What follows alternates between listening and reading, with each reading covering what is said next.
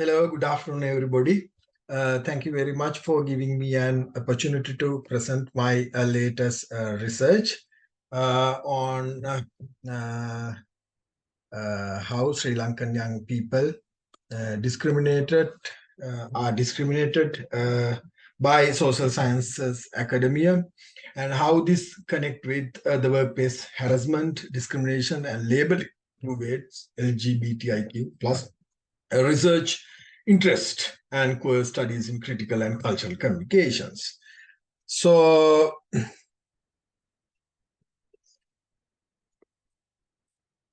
what is this paper about? It is about how Sri Lankan young academic people are rejected by Sri Lankan universities, social sciences, senior academics.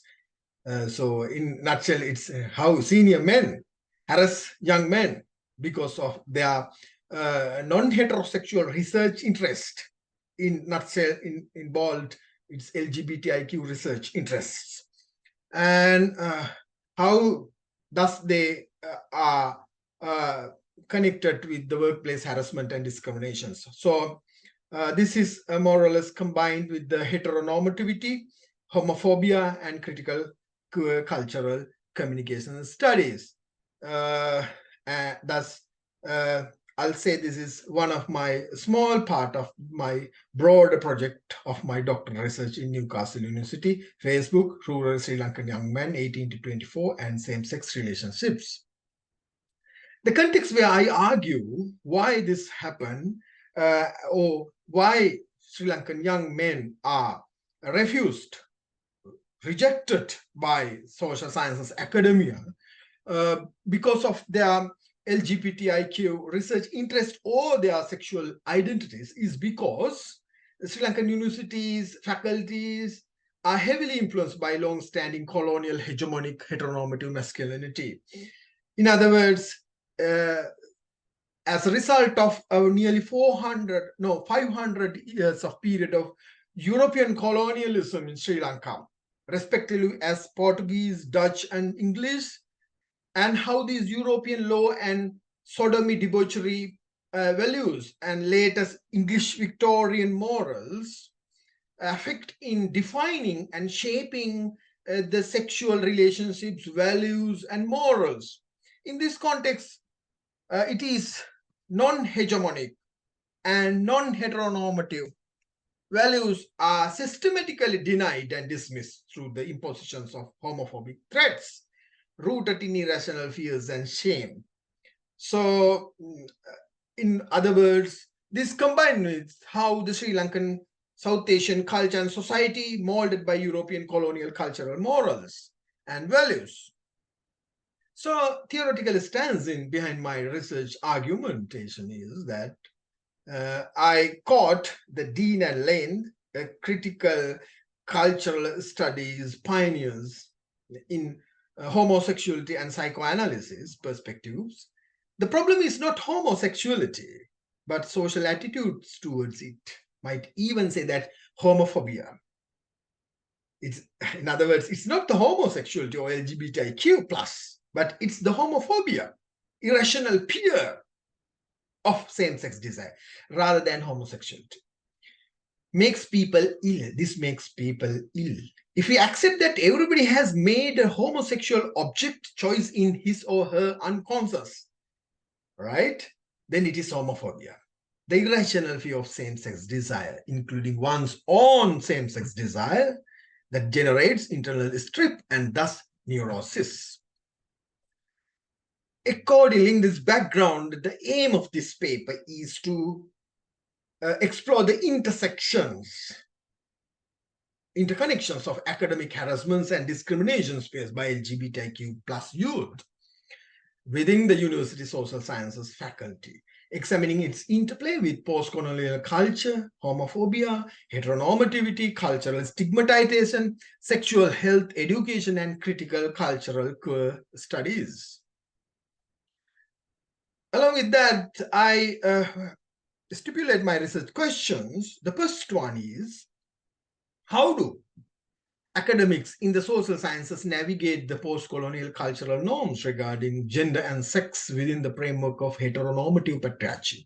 and hegemonic masculinity. Second, in what ways are young academics stigmatized and labeled as homosexual during social sciences faculty recruitments? And how does this relate to issues of homophobia and cultural stigmatization? Third question is, how is Sri Lanka's homophobia and heteronormativity linked with the absence of comprehensive sexual health educations, contributing to discriminations against LGBTIQ plus individuals and hindering queer research within the context of academic workplace harassments? Along with that, the objectives. The first objective is to analyze the interplay between the heteronormative patriarchy and hegemonic masculinity, contributing to the harassment and discrimination of LGBTIQ plus young academics in the workplace. The second is to investigate how the university recruitment process, influenced by homophobia and cultural stigmatization, results in the rejections of young academics. The third is to examine the absence of critical cultural queer studies in sex and gender, as well as the lack of LGBTIQ plus sexual health education in the social sciences academia. So the key literature where I put forward my arguments, the first one is workplace harassment and discrimination of LGBTIQ plus in Sri Lanka. The latest, in the Columbia University Management Faculty Professor Adhikaram with the Lienege has done a number of research regarding how institutionally workplace harassment happen because of the people's LGBTIQ identities. But I'm arguing how not only the sexual identities, but also these queer LGBTIQ research interest of the young academics. So we can't label or we can't say that they're gay or LGBTIQ, but their research interest collapse with these areas. The second is hegemonic masculinity. As Rowan Cornell pioneeringly defined, what is hegemonic masculinity is how the prevailing social, cultural, dominant ideologies, values interplay with the definitions of who is man, what is the key features of man, how we can identify man from the women, right? So in terms of the governing embodied dominant cultural values and norms, the definitions of manliness is also connected with this hegemonic dominant phase of idealizations. The second is heteronormativity, as a number of researchers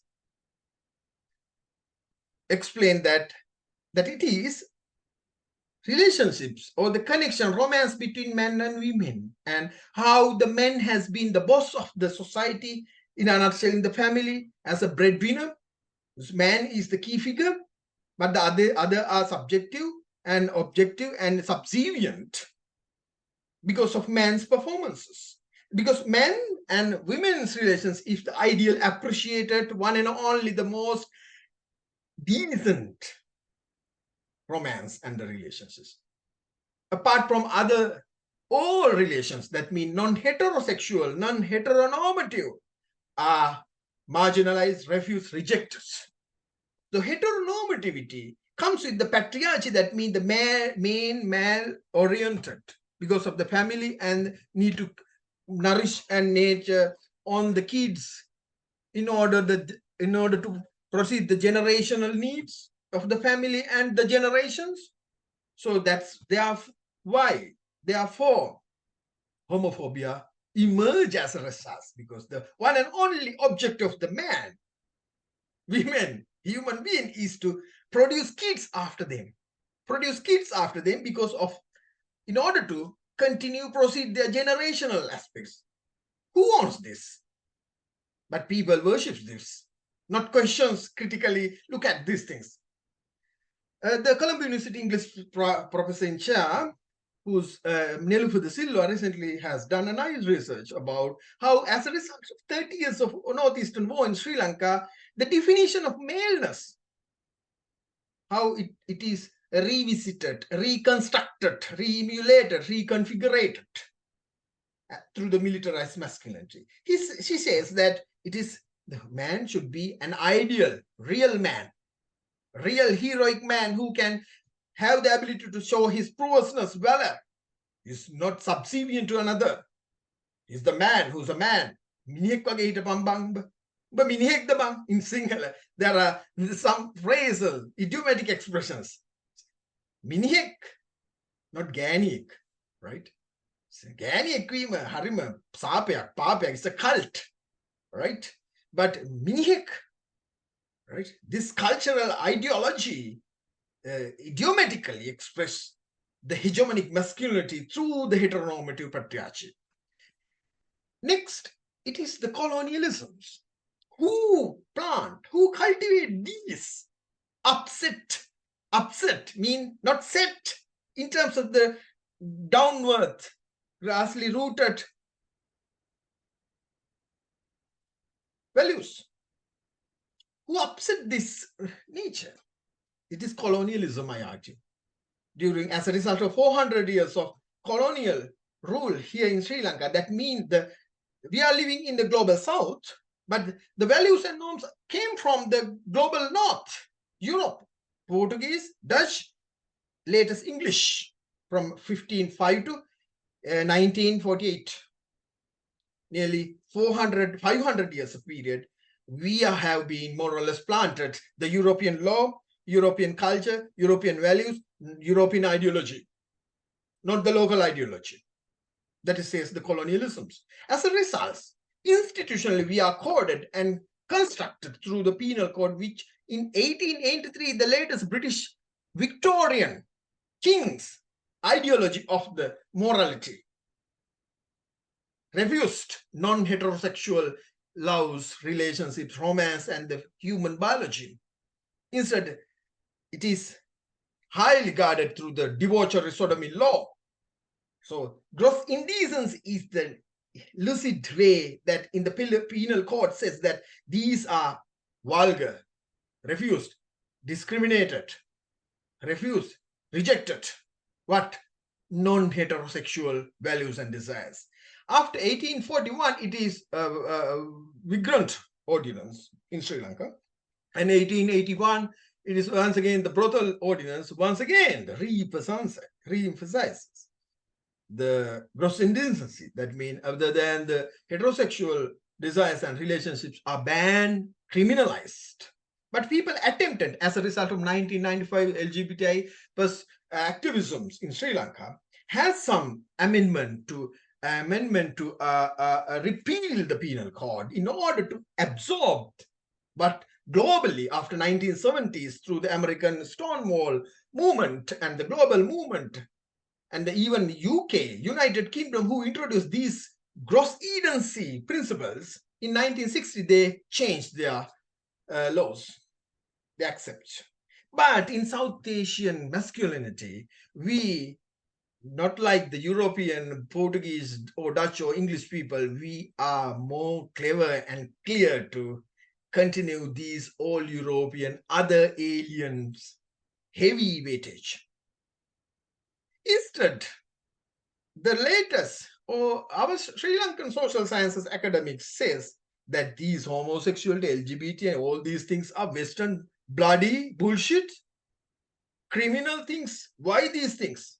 But when we goes to the history and heritage culture, number of archaeological historical evidences behind our temples, religions, there's a full liberty, even romance, sexuality, relationships. Then who invade these cultural rich values? It is European colonialism. Accordingly, the sexual and gender roles and norms are defined up to date. So those are the facts and figures that how colonial countries, even not only Sri Lanka, South Asia, South India, South Africa, Latin America, Eastern Europe, teach. Right? But when we go to the culture, not like that. They were having the rich culture, very full liberal from these criminal aspects. Therefore, I argue white masculine heteronormative perspective is behind the faculties of social sciences and humanities. That's how they define, according to the white people. But when it comes to the Europe, now, at the moment, they don't so white. They are mix and mingle. They were clever enough to absorb the diversity and differences of the other global South African, Asians, Middle East, and other peoples' ways and means of things. Instead, what we are doing through the last 500 years we are very clever and clear enough to properly continue maintain the British, Portuguese, Dutch laws and the cultural habits. Therefore, critical queer cultural studies into social sciences explored, unclothed, unravel these areas which disturbs to the liberty and freedom of the people. So methods and methodologies of my research paper is qualitative inductive design, which is in simple in creating an argument based on the researcher's theoretical, empirical evidences. So my research philosophy is that how people create their societies. I believe that the society and the reality of the society is a creation and a construction. Therefore, my ontology, the way how I see this data and the society and the culture is constructivism. Therefore, my ontology is constructive. As a result, I, as a researcher, create knowledge, new knowledge, through interpreting the same verbal, non-verbal facts and figures. Therefore, my epistemology, the way how create knowledge is interpretist epistemology. So this is more or less critical cultural analysis of sex and gender topics. So in this case, I use autoethnography. That means the researcher itself, how he transcribe his own feelings, perceptions, experience of a particular case of analysis. Therefore, the subjectivity, emotionality, and the researcher's influences are immersed through a substantial period of time in order to define, fine-tune, and very good arguments. So interpreting human verbal and non-verbal behaviors. The way how I analyze my data is thematic analysis. This is inductive. That means the researcher uses his own empirical data, not based thoroughly on the previous theories and the concepts, but he, based on his empirical evidence, he analyzes. So there are 6 steps of thematic analysis, as Brown and Clark says. First one is transcribing and comparing and cleansing these data in order to identify what is the characteristic feature or phenomenal aspect of these data says, and after that these data connect with the latest research argument. As a result, researcher open up a third eye. The one eye is the ground level field data, second eye is the existing latest research, and researchers third eye in order to create a new arguments. So the ethical approval is given along with my doctoral project at the Newcastle University. So autoethnography, why it is reliable and valid? The reliability I measured through what happened to me during these experiences, perceptions, involvement, interactions with the people. Therefore, it is reliable and credible. The researcher knows these are authentic. The validity, how I measure the validity of this data, the readers can perceive of the story whether it is believable, coherent, connected, and continued. So the generalization is not a fact of the qualitative, inductive, or deductive research, but in this case, how I measure the generalization, the experiences providing readers with insights into unfamiliar cultural processes, because the research in critical cultural analysis unravel, uncloth, excavate, investigate a new phase where people has no any contact. Therefore, this insight into unfamiliar cultural process and facilitating validation through comparison with the researcher's life. But on top of that, there's a criticism of the ethnography, especially the autoethnography, because of the insufficient rigor in academic analysis and discussions, because it's too aesthetics, because the researcher's perceptions, the way how he perceived or she perceived, the emotions and therapeutic analysis are there. So my data and discussions. There are 3 key themes I put forward here in order to elucidate my overall arguments. The first one is, we don't want another homosexual in our Faculty of Social Sciences.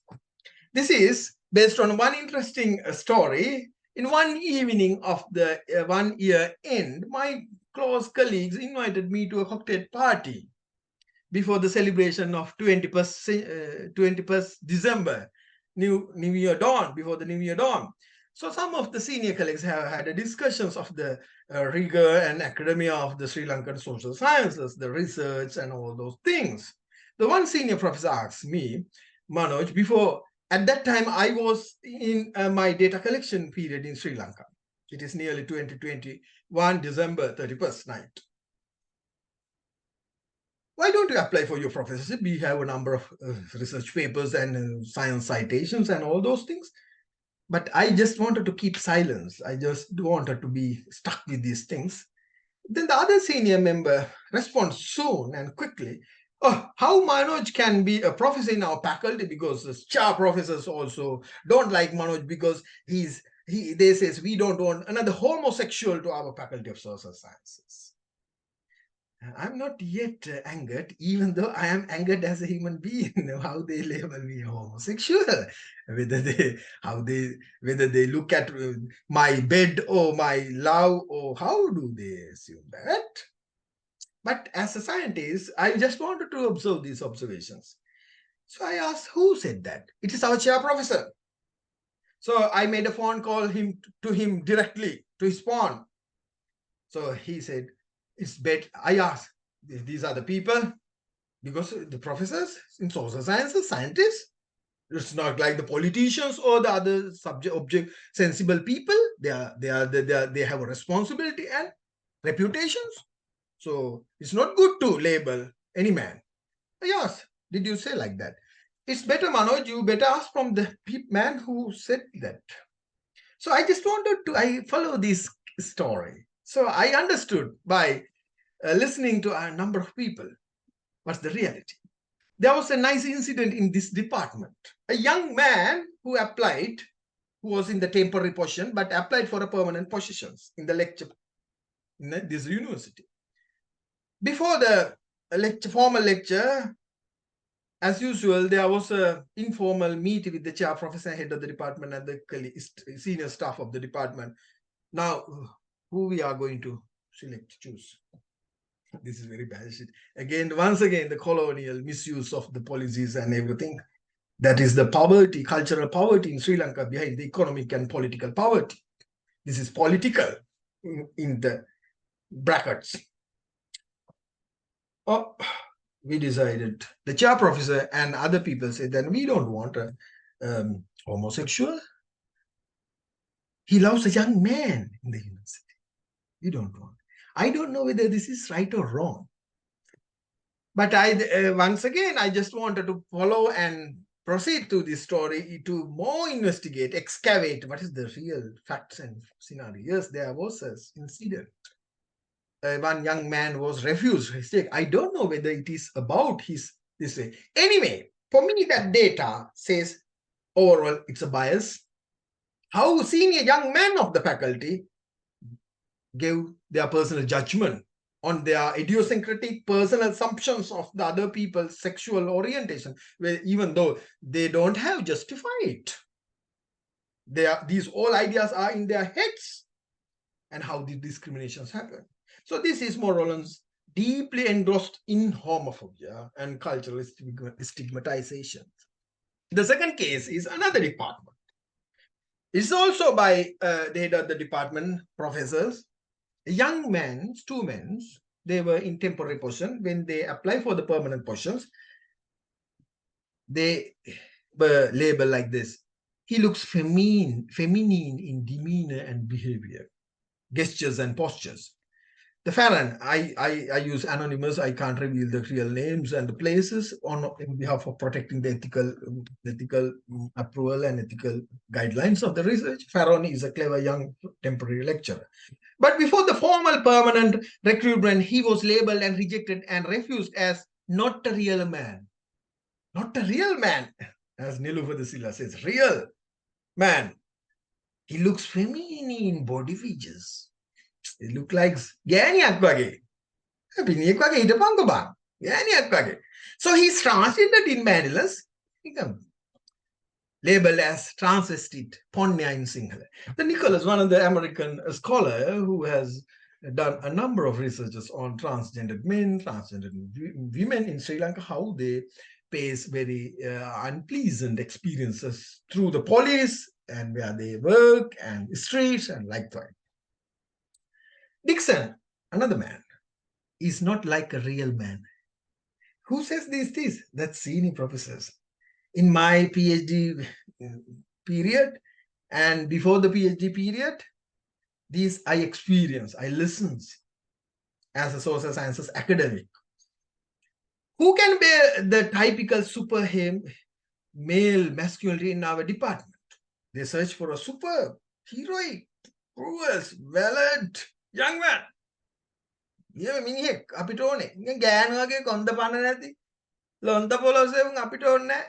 That's how the people says. We don't want such a stupid idiot people in our department. So by analyzing these two cases and two data sets, it says how the derogations happens, like the use of the word like ponnya. See how the bullying and all those things are happening. The hostile environment in the academia and how the biased judgment happen. And therefore the exclusions and discriminations goes on the university academia in the recruitment processes, especially the young men. In this case, I am exploring how young senior men harass young men, not the women or other people, through using their chair prophecy, seniority, and all those things. The performative nature of gender and sexuality, where deviations from normative gender performance lead to marginalization. Judith Butler, in her Gender Trouble, and latest on the latest research as well, emphasize how this happened through the performative acts. They title and label other people on their body language, body demeanor, postures and gestures. So they label as transgendered men, womanized men. Likewise, the final case is me as a case.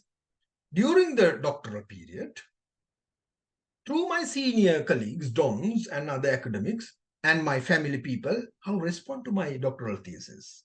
Because of choosing this Western, disgusting, non-heterosexual, gay, bloody, stupid LGBT case. Don't you have another subject to explore at your PhD? The first one is emeritus professor in mass communication who has done his PhD in a European well-developed country, like I have now reading my PhD in UK. These are gay, lesbian, homosexual stuff, Manoj, Western alien subjects. Why do you do these? These are nonsense. No use of our department, university, country. You could have selected another area. You have more competence in music, dance, and drama. Do your PhD on your talent, real talents. Very interesting, very, very interesting.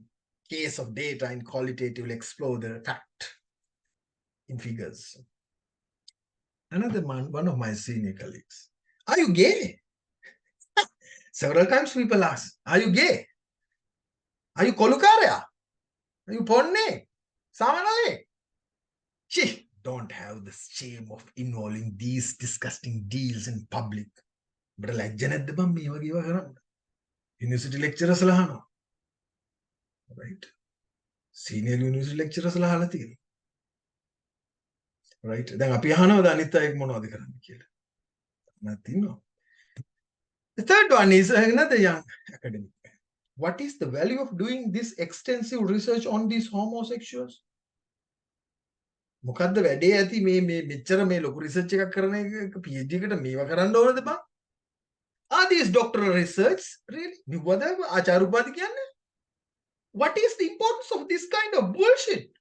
So after I prepared, I pioneered in Sri Lankan publication and undergraduate programs and other professional programs. I came here to read my PhD on digital public relations. That is my project. So people ask, is this the public relations, media, communication? What is this bullshit, man? How do you contribute this to our country? Young academic man, not like the senior retired professor. It's a young academic man. Probably. There's no difference between young and senior. So one of my family sister, not my own blood sister or brother, they know who am I, and my other people know who am I. So the people who guess me, why did you select this subject for your PhD? It's a shame to our family. Don't you have fear or shame to take this challenge? It's disgusting, bloody. So this data overall says the lack of understanding and tolerance in our country and society. So attack and insinuation is a nice academic word for, they imply, suggest other people's very badly and immorally on their heads, assumptions of other people's. So therefore, this data suggests inclusive and supportive academic environment for Sri Lanka. And there are diverse fields and respecting individual choices, right? So this more or less, again, once again, say in a phase level, homophobia, heteronormativity, but this is LGBTIQ professional development in educational settings reflects a societal reluctance to engage in conversation and inclusivity. Accordingly, I come to reach to these findings, cultural construction of masculine power and how societal advantages are linked to conforming to traditional gender norms. In other words, how in the faculty of universities, social sciences, through the chair professors, seniority heads on their social advantages, how they put forward the groundwork, traditional gender norms to construct the masculine power. And that's why I say the senior men, I discriminate the young men through their chair professors, seniority, and other things, right? This is very serious and it is very pathetic. A lack of critical queer cultural studies in the social sciences and humanities is must, therefore. This is a lack, right? Therefore, I suggest these are very needed and crucial to unravel, uncloth these criminalized areas, because people are discriminated, rejected, refused. Drop of LGBTIQ plus research interest from the hegemonic heteronormative colonial academic context. Sexual health and psychological health of LGBTIQ plus. This is very needed. Lots of people, because of homophobia, heteronormativity, hegemonic masculinity, are mentally and psychologically depressed. There are a number of cases in suicide attempts, loss of life, anxiety, depressions. Inclusivity and intersectionality in the universities must, in a university, to explore where they live and globally and locally happens, cultural and other things should be explored without any limitations or any regular way. Therefore, inclusivity and intersectional trajectory is a must, especially in the social sciences and humanities departments. To embrace diversity in academia is seen as reflective of a broader social issue. This is not only peculiar to social sciences faculty, even other faculties are the same, could be the same. And when it comes to the government department, private sector, family, society, town, wherever, this is happening. Not only the social sciences faculty. The queer post-colonial studies reject Western heteronormative structures because Western colonial heteronormative structures, queer. Therefore, global down, especially in African countries, Latin American philosophies, South Asians, East European, lots of involvement are emerging through this post-colonial studies to unravel get rid of from the colonial restrictions, and imagine new spaces for free colonial homo-nationalist holds. Reconceptualization of communication around sexuality is a must. As a result of colonializations in the global south, not only the media, public relation, communication studies, including other social sciences and humanities, are vastly galvanized through the colonial filters of so-called heteronormativity, hegemonic masculinity. Therefore, it is needed reconceptualization. Recognizing the contribution of transnational queer studies to understanding global movements and complexities, how the world today do happens. Still, we can isolate or hide, apart from involving this global, local activism. The intersection of queer and post-colonial studies is proposed as a transformative lens through which to liberate discussions around sexuality and challenge heteronormative structures. This is a very important intersections of these queer and post-colonial studies in order to get the freedom, get the development of the global south, where they have been colonized nearly 500 years of period by European alien laws and cultural values. However, the limitations are this is as being a qualitative autoethnography and being a qualitative research, the personal research interests and judgments are added. The researchers' way of perceptions and the interests are mixed and mingled. The perceptions are there. So the sampling, this is convenient sampling because in autoethnography, I chose convenient cases which interest on my argument. And the participatory ecology means the people who are involved with my stories, experiences, the way how they responded, their literacy, their manners, and how I involve, these are the limitations. So thank you very much being listening to this interesting story. Thank you very much. I'm here from now the UK, Newcastle University, and giving me an Sri Lanka National Center for Higher Studies, Advanced Studies, NCS, annual conference give me a chance to render my presentation. I have put forward and I have sent my full paper to your journal. Anyone who interests this can read this full journal paper. Thank you very much. Good luck. Bye.